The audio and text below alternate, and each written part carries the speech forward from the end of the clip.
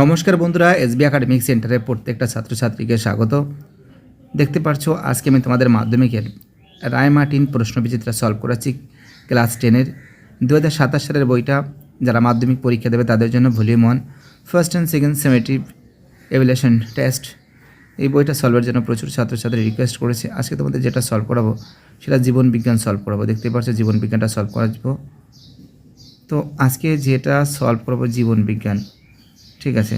দেখো আজকে তোমাদের যে পেজটা সলভ করবো সেটা কিন্তু হচ্ছিল, দেখাচ্ছি দাঁড়া বাবা। হ্যাঁ, আজকে তোমাদের সলভ করাচ্ছি কিন্তু সেট নম্বর 5,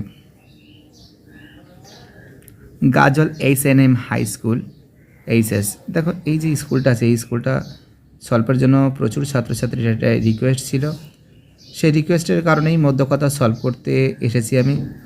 1.1-এ প্রদত্ত কোন হরমোনের প্রার্থনো কার্পিক ফল উৎপাদনে সাহায্য করে? কোনো হরমোনে প্রার্থনো কার্পিক ফল উৎপাদনে সাহায্য করে? আইডা বলে, ইন্ডোল অ্যাসিটিক অ্যাসিড, আইডা বলে। 1.2-তে মানুষের সুষুম্না স্নায়ুর সংখ্যা কত? তোমরা জানো 31 জোড়া, অ্যান্সার হবে 31টি। এটা হবে আইডা বলে।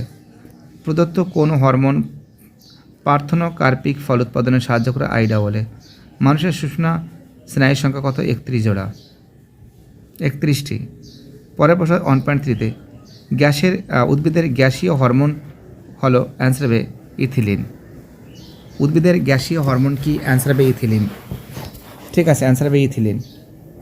চলো পরের প্রশ্ন 1.4-এ লজ্জাবতী পাতায় স্পর্শ করা মাত্র পত্রগুলি নুয়ে পড়ে। লজ্জাবতীর পাতায় স্পর্শ করা মাত্র পাতাগুলি নুয়ে পড়ে, এটাকে সিসমোনাস্টিক চলন, সিসমোনাস্টিক চলন, অ্যান্সার হবে সিসমোনাস্টিক চলন। 1.5-এ মানুষের জননকোষের অ্যালোজম সংখ্যা কত? তোমরা জানো মানুষের জননকোষের অ্যালোজম সংখ্যা কিন্তু 1। মানুষের জননকোষের অ্যালোজমের সংখ্যা কত? 1। 1.6-এ কোষচক্রের যে দশায়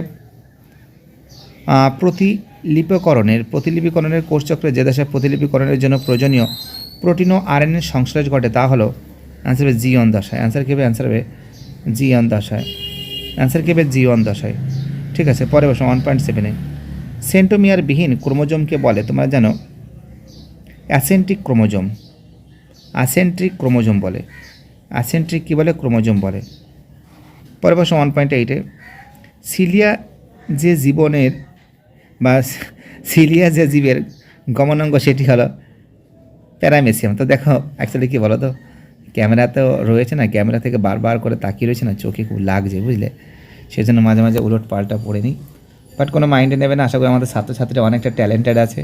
অবশ্যই যারা ভিডিওটা দেখছে অবশ্যই চ্যানেলের সঙ্গে যুক্ত থাকবে, চ্যানেলটাকে সাবস্ক্রাইব করবে। তোমাদের সাপোর্ট আমার চাই, কারণ তোমাদের সাপোর্ট ছাড়া এসবি একাডেমিক সেন্টার কখনো চলতে পারে না। এটা IEE হবে, এটা 31টি হবে, এটা ইথিনিল হবে, এটা সিসমোনাস্টিক হবে, এটা 1 হবে, এটা G1 দশা হবে, এটা অ্যাসেন্ট্রিক ক্রোমোজোম হবে, এটা প্যারামেসিয়াম হবে, ঠিক আছে। কী বলছি বুঝতে পারছো? এবার দেখো বিভাগ গটা সলভ করাচ্ছি। বিভাগ গটা সলভের জন্য রিকোয়েস্ট করছে বিভাগ গ। প্রথমে দেখো নিচের 11টি প্রশ্নের মধ্যে 9টি প্রশ্নের উত্তর নির্দেশ অনুসারে লেখো, মানে 9টা তোমাকে লিখতে বলেছে, ঠিক আছে। প্রথম বলেছে নিচের বাক্যগুলি উপযুক্ত শব্দ বসিয়ে শূন্যস্থানগুলো পূরণ করো। প্রথম প্রশ্ন বলেছে অ্যাডিনিন ও গুয়ানিনের বেসকে একত্রে। তো দেখো অ্যাডিনিন ও গুয়ানিন বেসকে একত্রেকে পিউরিন ক্ষার বলে। কি বলে? পিউরিন ক্ষার বলে। কি বলে? পিউরিন ক্ষার বলে। 2.2-তে দ্বিপদ গমনে ভারসাম্য রক্ষাকারী মস্তিষ্কের অংশ হলো লঘু মস্তিষ্ক। অ্যান্সার কী হবে? লঘু মস্তিষ্ক। 2.3-তে ড্যাশ হরমোনকে উদ্ভিদের সংকটকালীন হরমোন বলেন? অ্যান্সার হবে সাইটোকাইনিন। অ্যান্সার কী হবে? সাইটোকাইনিন। তো দেখো আমরা এখানে দেখতে পাচ্ছি অ্যাডিনিন ও গুয়ানিনের বেসকে একত্রে থেকে কী বলে? পিউরিন বলে। দ্বিপদ গমনে ভারসাম্য রক্ষাকারী মস্তিষ্কের অংশ হলো লঘু মস্তিষ্ক। ড্যাশ হরমোনকে উদ্ভিদ সংকটকালীন হরমোন বলেন? অ্যান্সার হবে সাইটোকাইনিন।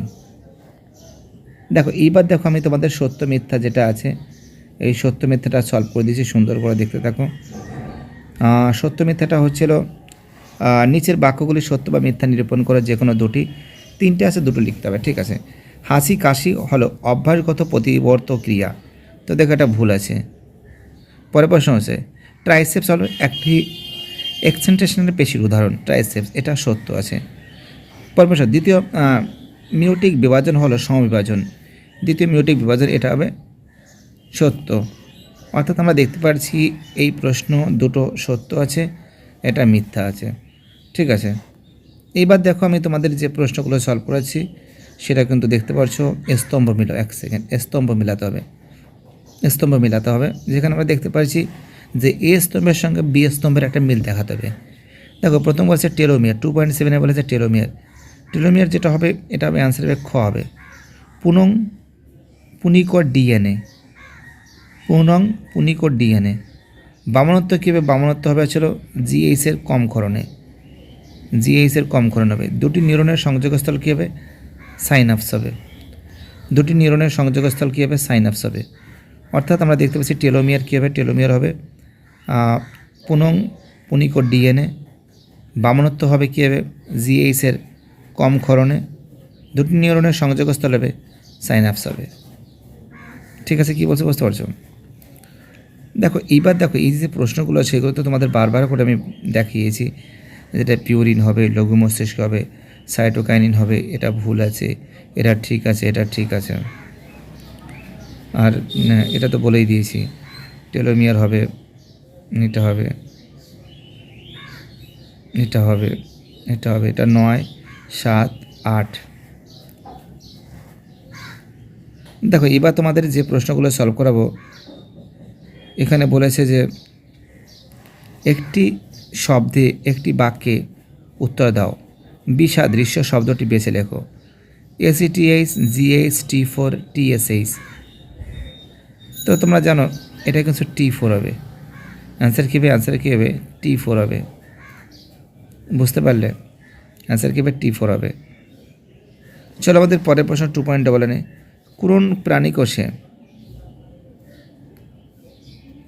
কোন প্রাণীকোষে সেন্ট্রোজোম না থাকলে কোষ বিভাজনের ক্ষেত্রে কী ঘটবে? তো দেখো তোমরা জানো যদি কোনো প্রাণীকোষে সেন্ট্রোজোম যদি না থাকে, কোষ বিভাজনের ক্ষেত্রে অ্যাস্টাল রশ্মি এবং বেমতন্তু গঠিত হবে না। কি গঠিত হবে না? অ্যাস্টাল রশ্মি এবং বেমতন্তু কিন্তু গঠিত হবে না। বুঝতে পারলে? অর্থাৎ এটা হবে T4 হবে, এটা হবে অ্যাস্টাল রশ্মি ও বেমতন্তু গঠিত হবে না। ঠিক আছে, এবার দেখো এই যে আছে প্রশ্নগুলো তো তোমাদের বারবার আমি দেখাচ্ছি, গয়ের অ্যান্সার এক হবে জীবন দশা, এটা ঠিক আছে।